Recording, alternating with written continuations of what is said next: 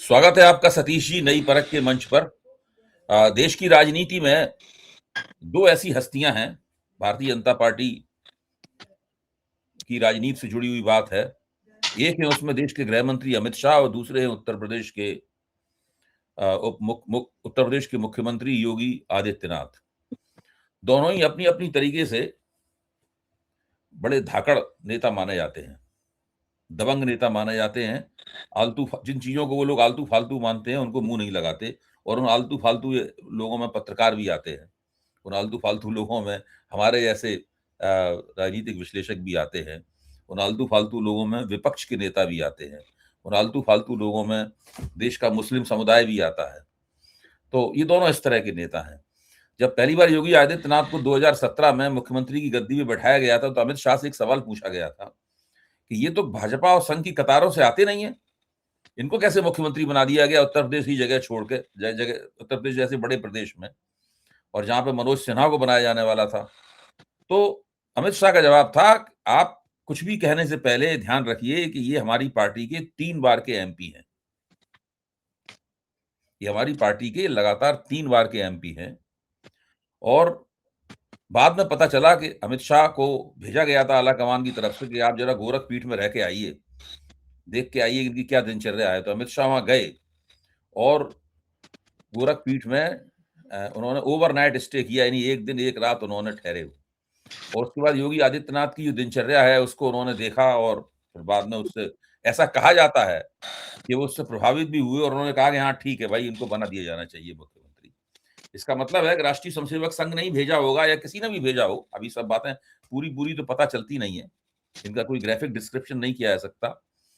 तो उनके मुख्यमंत्री बनाने में अमित शाह की भी एक भूमिका थी, मोटे तौर पर यह कहा जा सकता है। अगर अमित शाह जैसे व्यक्ति जो उत्तर प्रदेश में भाजपा को जिताने में 2017 में भी उनकी प्रमुख भूमिका थी और 2014 में तो भूमिका थी, अगर वो इनकार करते कि नहीं इनको नहीं बनाया जाना चाहिए तो ये नहीं बन सकते थे।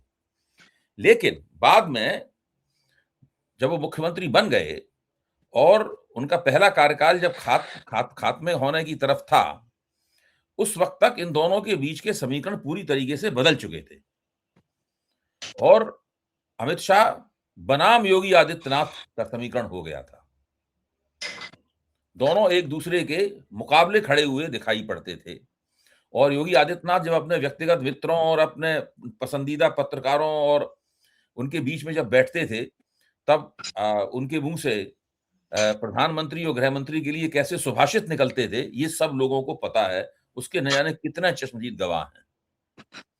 जब उनके यहाँ से लोग सुन के आते थे तो बताते थे कि भाई मुख्यमंत्री जी ये कह रहे थे और ये कहते समय उनके ये हाव भाव थे।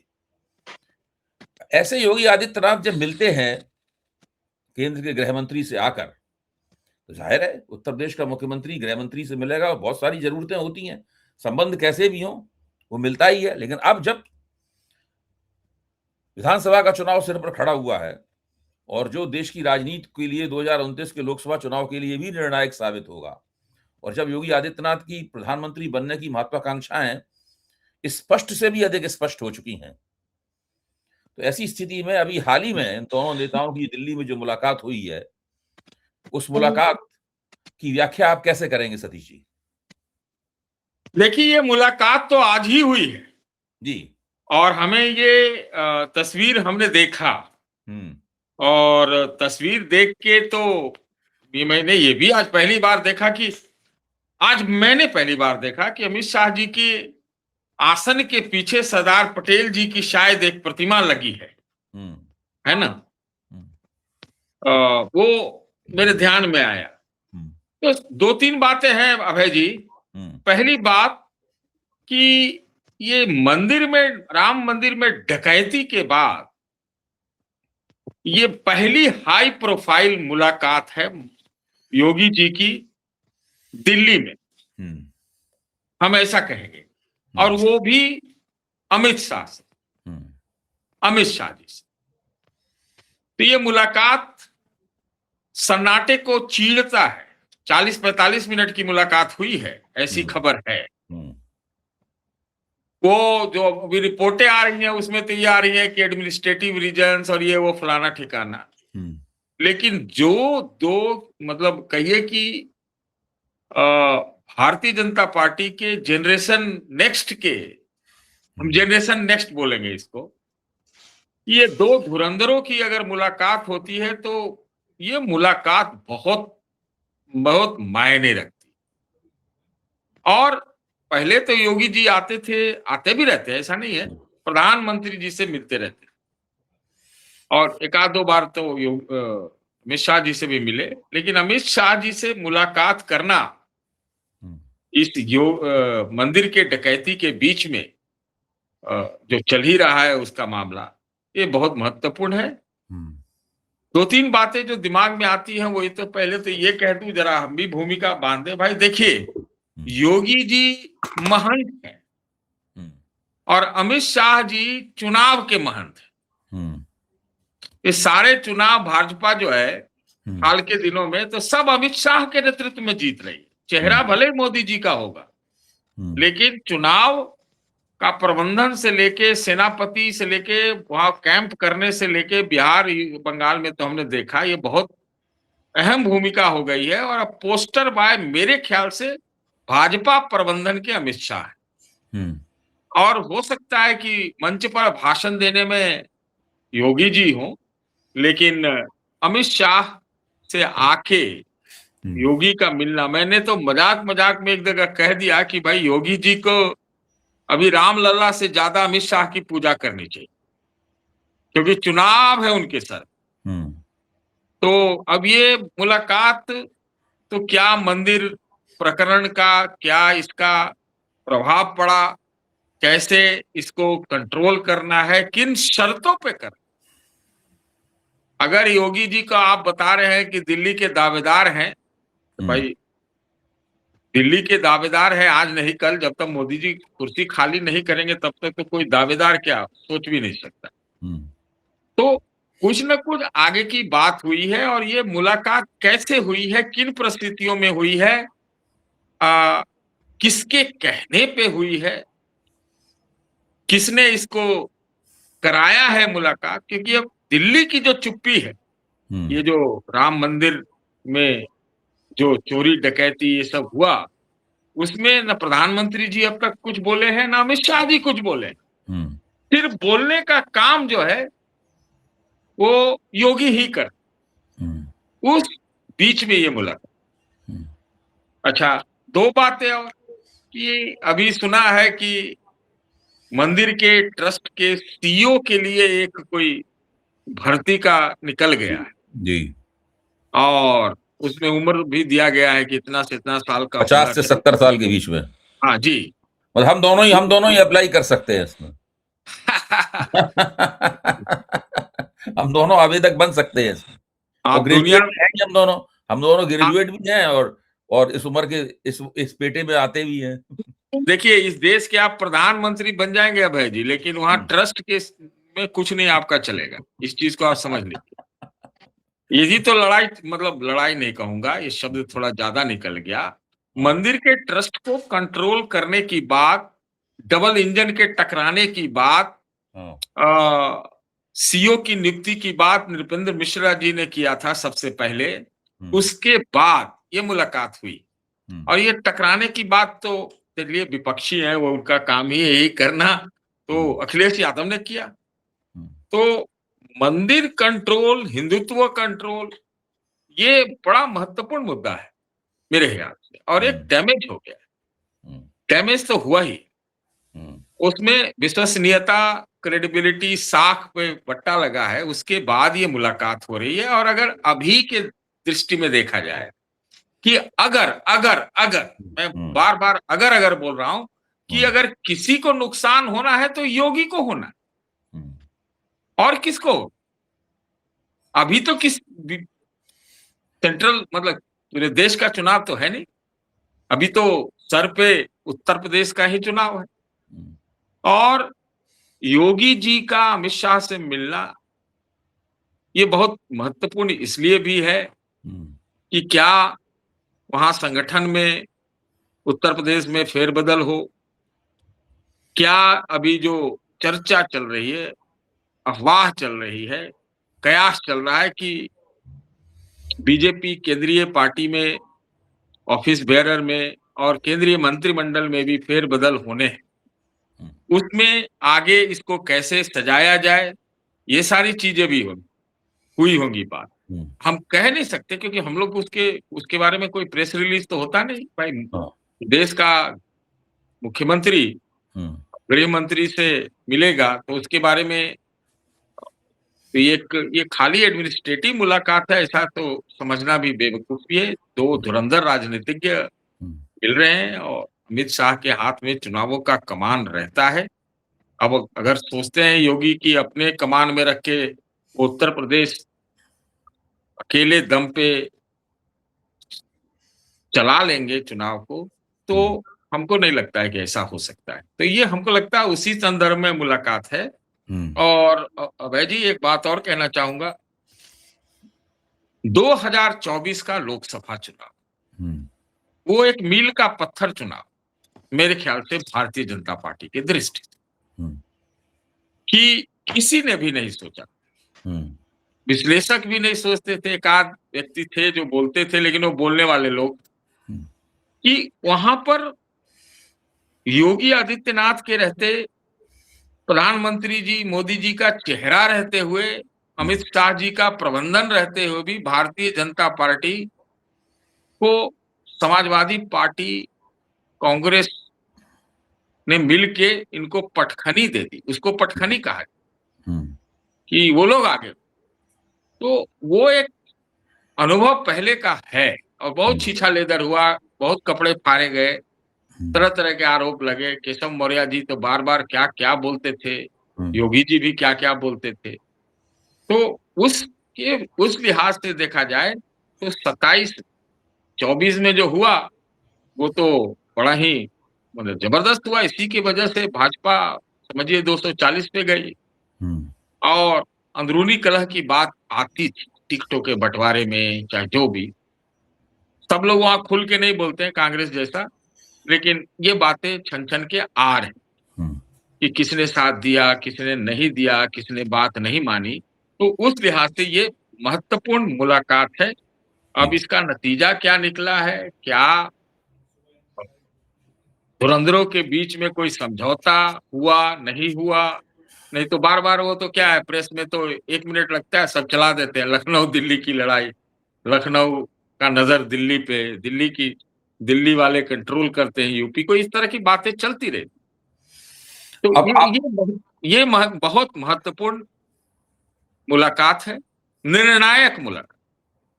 आपने जो विश्लेषण किया उसमें से 2 बातें हैं जिन्हें मैं रेखांकित करना चाहूंगा। एक बात तो ये है कि आपने कहा कि ये योगी जी अगर गोरखपीठ के महंत हैं तो अमित शाह चुनावों के महंत हैं। दूसरी बात आपने ये कही कि योगी जी को ये अब तय करना है, फैसला करना है कि वो रामलला की पूजा करें या फिर वो चुनावों के महंत की पूजा करें। ये आपने बातें कही, अगर मैं गलत नहीं कह रहा हूं तो मुझे ख्याल से आपने ये 2 बातें कही। तीसरी बात और एक आपने कही कि इसमें नुकसान केवल जो होना है, अगर नुकसान किसी का होगा तो वो योगी आदित्यनाथ का ही होगा। अच्छा, इसमें एक चीज और जोड़ना चाहूंगा कि अगर योगी आदित्यनाथ को नुकसान होगा तो व्यक्ति के तौर पर अमित शाह को नुकसान भले ना हो, व्यक्ति के तौर पर नरेंद्र मोदी को नुकसान भले ना हो, लेकिन पूरी भारतीय जनता पार्टी और उसकी सत्ता की संरचना को नुकसान होगा। क्योंकि उत्तर प्रदेश में अगर 2000 ये अगला विधानसभा चुनाव जो है 2027 का, ये अगला विधानसभा चुनाव में अगर चूक हो गई और योगी आदित्यनाथ का नेतृत्व फ्लॉप हो गया, कारण जो भी हो उसका, चाहे भितरघात के कारण फ्लॉप हुआ हो, चाहे वो एंटी इनकम्बेंसी बहुत ज्यादा बढ़ जाने के कारण फ्लॉप हुआ हो, या आला कमान और उत्तर प्रदेश के बीच में तालमेल ठीक न रह पाने की वजह से फ्लॉप हो, अगर ऐसा फ्लॉप हुआ अगर उनका नेतृत्व, तो फिर अखिलेश यादव की बन आएगी और वो बहुत अच्छे अंक इस परीक्षा में प्राप्त करेंगे और उनके अंक इतने अच्छे हो सकते हैं कि फिर भाजपा के सामने लगातार राजनीति में फेल होने का सिलसिला शुरू हो सकता है। उत्तर प्रदेश चुनाव में फेल होगी, फिर लोकसभा चुनाव में फेल होगी और उसके बाद फिर कई चुनाव में फेल हो सकती है। कुछ कहा नहीं जा सकता राजनीति किस तरफ मुड़ जाए, राजनीति का रास्ता किधर हो जाए। तो ऐसी स्थिति में आपने जो बातें कही हैं, इन बातों मेरे पास जो सूचना है और जो एहसास कर रहा हूं, अनुभूति भी, राजनीतिक अनुभूति भी इस तरह की है कि योगी आदित्यनाथ अपनी तरफ से पूरी कोशिश कर रहे हैं कि उनका आला कमान के साथ में एक कारगर किस्म का समझौता हो जाए, एक कामकाजी समझौता हो जाए, ताकि लोकसभा चुनाव दोनों मिलकर निकाल लें और इतना अच्छा निकालें लोकसभा चुनाव कि उसका श्रेय योगी आदित्यनाथ को मिले और उसके बाद उनको उत्तर प्रदेश के मुख्यमंत्री की पदवी से वंचित न किया जा सके। क्योंकि अगर उत्तर प्रदेश के मुख्यमंत्री वो नहीं बन पाए अभी 2027 में, तो प्रधानमंत्री बनने की उनकी महत्वाकांक्षा भी बेकार हो जाएगी, शून्य हो जाएगी। उन्हें एक तरह से फिर गोरखपुर ही लौट जाना पड़ेगा, क्योंकि उसके अलावा और उनके पास कोई चारा है नहीं। तो और मुझे लगता है कि आला कमान ने अभी तक इस तरह के संकेत नहीं दिए हैं कि वो इस प्रकार का समझौता, जिससे योगी जी सहज महसूस करें चुनाव में, करने के लिए उनके साथ तैयार है। जी देखिए, राजनीति जो है पार्टी के भीतर या पार्टी के बाहर बहुत कड़वी होती है, और अगर किसी व्यक्ति का अत्यधिक महत्वाकांक्षा हो, बोलचाल, रुख, रवैया, पोस्टर बॉय, सब कुछ ये आप सामने आने लगे, तो अत्यधिक महत्वाकांक्षा को पार्टी में भी कोई समझते हैं कि बर्दाश्त नहीं करता, क्योंकि महत्वाकांक्षाएं सबकी हैं होती हैं। तो ये महत्वाकांक्षा का टकराव अगर हुआ, तब तो नुकसान होगा। लेकिन मैंने आपसे पहले कहा कि योगी जी महंत हो सकते हैं, है कि नहीं? उनके नाम पर वोट भी पड़ सकता है, कुछ भी हो, लेकिन चुनावी प्रबंधन और चुनावी ये सारा बिसात के तो हेड मास्टर तो अमित शाह है। अमित शाह है कि नहीं? आपको याद होगा अभय जी, योगी जी ने एक नारा दिया था, 80-20, नहीं बटोगे तो कटोगे। ये 24 चुनाव के आसपास का ही नारा है। फौरन बाद प्रधानमंत्री जी ने उस एक नारा खुद अपने से दिया, उसका उन्होंने कहा एक है तो सेफ। तो सर तरह से चीजें चलती रहती। भाई देखिए, योगी जी आजकल बहुत प्रधानमंत्री जी का गुण भी गाते हैं, लेकिन खबरें तरह तरह की आती रहती, तरह तरह की खबरें आती रहती। अभी मजेदार वाकया हुआ कि सुना है, मैं इसके दरियाफ्त नहीं कर पा रहा हूं, लेकिन मैंने सुना है, चर्चा में सुना है, विश्लेषण में सुना है, और लोगों को कहते सुना है कि नितिन नवीन जी एकाएक बीच में अभी लखनऊ गए थे। क्यों गए थे अब ये पता नहीं, ये तो पता भी नहीं चलेगा। बीजेपी के नवीन अध्यक्ष नितिन नवीन जी वहां गए थे, और वहां पर लोग जो जुटे थे वो पोस्टर से कम थे, ऐसा कहा गया। पोस्टर ज्यादा लगाए गए थे। तो आखिर ऐसा क्यों हुआ कि कम लोग जुटे, ये एक प्रश्न। दूसरा, अभी हमने ये भी सुना है कि एक उत्तर प्रदेश में कोई कह रहा था, दावा कर रहा था, ये नारा चल रहा है कि मुंह में राम और मन में बाबा। बाबा माने योगी आदित्यनाथ। उनको बाबा ही कहते हैं सब लोग। हाँ, बाबा कहते हैं, लेकिन ये अभी जब ये चंदा घोटाला या जो हुआ है, उसके बाद ये सुना है कि ये नारा चल है ना। और आपको मैंने पहले ही बताया कि फायर फाइटिंग जो है या मोर्चा लेने की बात तो योगी जी ही कर रहे हैं। एक बयान जरूर संघ का आया था, उस भोले जी का, बाकी तो सब कुछ योगी जी ही कर रहे हैं। अमित शाह जी और प्रधानमंत्री जी ने कुछ नहीं बोला है, कुछ नहीं बोला। तो क्या हो रहा है, मतलब कहने का मतलब ये है कि आपने जो कहा कि योगी जी का तारतम्यता, उनका मतैक्य, उनका कोऑर्डिनेशन अगर आला कमान बीजेपी से, जो आज की सत्ताधारी बीजेपी के सत्ताधारी नेतागण हैं, उनसे नहीं रहेगा तो फिर आगे का मामला तो जरूर गड़बड़ होगा। अगर ये मान लेते हैं कि योगी जी एकदम बेलाग हो सकता है कि एकदम पोस्टर बॉय हो, उत्तर प्रदेश पूरा का पूरा उनको वोट करना भी चाहती, लेकिन अगर कहीं से अड़ंगा लगा तो नुकसान तो उन्हीं को है। तो ये वाली बात है, और मैंने इसलिए आपसे कहा कि महत्वाकांक्षाएं कई तरह के लोगों की है कि नहीं। क्या अमित शाह के मन में महत्वाकांक्षा नहीं होगा कि हम कभी भी मोदी जी हटते हैं तो प्रधानमंत्री बने? ये तो स्वतः सिद्ध है, स्वतः सिद्ध है ना। तो बात वही है, और योगी जी का नाम सब लोग चला देते हैं कि ऐसे है, तो उनका तो दूर की कौड़ी में पास का कहीं नुकसान न हो जाए, ये भी तो हो सकता है। तो भाई अमित शाह जी का तो चल रहा है कि वो प्रधानमंत्री भी बना दिए जा सकते हैं, ये चर्चाएं लोग, ये सब कयास है। और वैसे भी देखा जाए तो मैं ये बात मानता हूं कि अमित शाह पिछले साल भर बहुत एक्टिव रहे, हर चीज में उनका नाम है, हर चीज का नेतृत्व है, हर चीज का कमान है, हर चीज में सेनापति हैं, सब कुछ है ना। बोलचाल भी उनकी अब मोदी जी जैसी होती जाए, ये भी आपने देखा होगा। तो ये महत्वाकांक्षा का संकेत है। और एक बड़े प्रदेश के मुख्यमंत्री जो है उभरते हुए, और ये बात जो चल रही है दिल्ली पे नजर की, वो आज से नहीं चल रही, वो 23-24 से चल रही है ना। तो उसमें तो एक बीच का समझौता तो करना ही पड़ेगा ना, या नहीं करना पड़ेगा। अब आरएसएस की क्या भूमिका है इसमें, मैं नहीं कह सकता, क्योंकि अगर आप देखिए कोप भाजन, मतलब जिसको जो जो जिन पे सवाल उठा वो मंदिर प्रकरण में, तो वो ट्रस्ट के लोग या वहां काम कर रहे लोग और सबको बताया गया संघ से जुड़ा हो, तो संघ को ही मतलब जो है वो रहा, संघ पे ही वो एक प्रकार से ठिकरा फूटा है ना।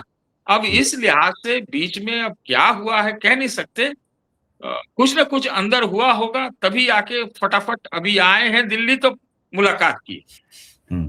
यहाँ चैनलों में भी गए थे योगी जी, आते रहते, वैसा तो नहीं है कि नहीं आते, लेकिन बीच में तो एक बार बहुत खबर उड़ गई थी कि वहाँ ही नहीं रहे दिल्ली, या किसी से मिलते हैं किसी से नहीं मिलते हैं। तो सूरत तो बदली है, और power equation, power game with in party संगठन चलता रहता है, इसमें कहीं से दो राय नहीं। जी, इसमें मेरे पास तो इस तरह की सूचनाएं हैं और इस तरह का विश्लेषण है जो लखनऊ के कुछ पत्रकारों ने मुझे अपने विश्लेषण से अवगत भी कराया कि पूरे इस अयोध्या घोटाले में योगी जी ने दो तरफी चाल खेली। उन्होंने राष्ट्रीय स्वयंसेवक संघ की इच्छा भी पूरी करने का प्रयास किया और उन्होंने प्रधानमंत्री कार्यालय की इच्छा भी पूरी करने का प्रयास किया। उन्होंने नृपेंद्र मिश्रा की भी मानी, और होसबोले साहब और या नागपुर की तरफ से जो कोई भी संकेत आए हों या जो भी रणनीति उन्हें थमाई गई हो, मतलब जो है उस रणनीति पर भी चलते हुए दिखाई दिए। ये कठिन काम था, ये कठिन काम था, लेकिन ये कठिन काम उन्होंने कर दिखाया। जैसे कि नृपेंद्र मिश्रा की बात उन्हें माननी थी और गोपाल राव के जरिए दत्तात्रेय होसबोले की तरफ से फेंके गए संकेतों को भी अमल में लाना था। तो उन्होंने नृपेंद्र मिश्रा की ये बात तो साफ तौर पर मानी कि भाई उन्होंने फटाफट उनके कहने कहलवाने पर उन्होंने वो जांच टीम या इंक्वायरी टीम जो भी उसको कही है वो उन्होंने बना दी, और उसकी जो 20-21 पेज की रिपोर्ट थी वो तत्परता के साथ उन्होंने उस रिपोर्ट को पीएमओ भेज दिया। उसमें वो कोई हीला वाला करते हुए नहीं दिखाई पड़े।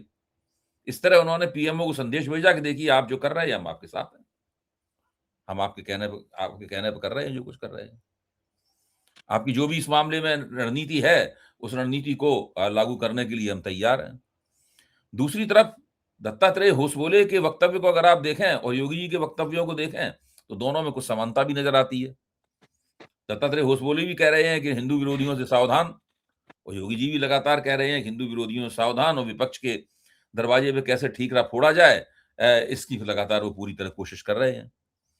तो ये जो दोतरफी चाल है, अब हम लोग अपनी चर्चा के आखिरी दौर में पहुंच गए हैं। ये दोतरफी चाल है, ये तो समझ भी गए होंगे दोनों पक्ष के भाई ये बंदा जो है ना उधर भी खेल रहा है इधर भी खेल रहा है। ऐसी दोतरफी चाल फौरी तौर पे तो आपको राहत दे देती है कि आप एक संकट की घड़ी से निकल जाते हैं, लेकिन अंततः तो दोनों पक्षों को ये शक हो जाता है कि पता नहीं किसका बंदा है ये। अबे जी एक बात कहूंगा देखिए, जनता में, हिंदू जनमानस में योगी जी की लोकप्रियता बहुत होगी, लेकिन राजनैतिक जो चतुराई या कुशलता है, अगर वो इस तरह का अगर बोलना पड़ेगा, अगर उन्होंने इस तरह की कोई बिसात बिछाई है, तो फिर उन्होंने अपने लिए दिक्कत दी। ये मैं समझता हूं। दूसरी बात, ये बिल्कुल स्पष्ट है कि मंदिर प्रकरण में न कोई सवाल योगी पर व्यक्तिगत रूप से उठ सकता है, नहीं उठा।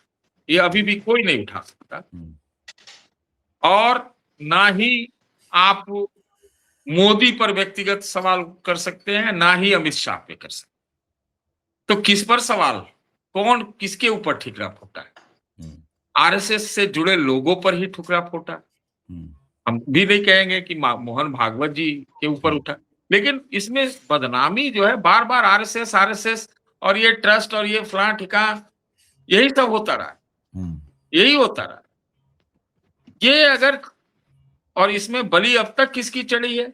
जो चढ़ी है चंपत राय जी का चढ़ना है, चंपत राय जी का। अब चंपत राय जी किससे ज्यादा नजदीक थे मालूम नहीं, ये बड़ा प्रश्न। राजनीति हुई होगी, नहीं तो मैं तो आपसे पहले ही बात में वार्तालाप में हमने यही बात कही थी कि ये खबर बाहर कैसे आई, लिपापोती क्यों नहीं, कि इससे ज्यादा मारक क्या हो सकता है संघ परिवार के लिए, हिंदू संगठनों के लिए, हिंदुत्व के लिए, कि राम मंदिर में ही डकैती हो जाए और वो खबर बाहर आए और बढ़ती चली जाए। अभी तो थोड़ा शांत हुआ है।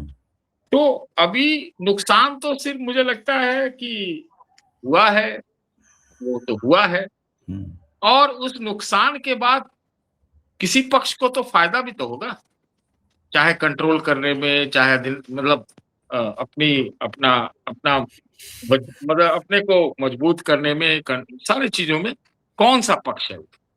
तो मैं समझता हूं कि अगर अभी उत्तर प्रदेश में चुनाव है तो योगी जी के पास कोई रास्ता नहीं है, बल्कि वो केंद्र के भाजपा के नेताओं से, जो सत्ताधारी पार्टी के सत्ताधारी शीर्षस्थ है, उनके साथ मिल जाए, और मिले भी तो एक लेवल तक का ही मुराद रखें, एक लेवल तक का ही महत्वाकांक्षा रखें, है ना।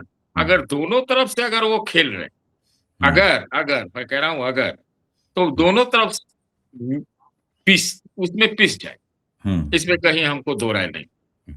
बहुत बहुत धन्यवाद सतीश जी। आपके विश्लेषण से स्पष्ट है कि उत्तर प्रदेश का चुनाव और उसके बाद लोकसभा का चुनाव, जो एक के बाद एक लगातार दोनों होने हैं, 27 में और उसके बाद 29 में, क्योंकि 27 के बाद से ही लोकसभा चुनाव का लंबा वर्ष शुरू हो जाएगा जो 2029 तक चलेगा।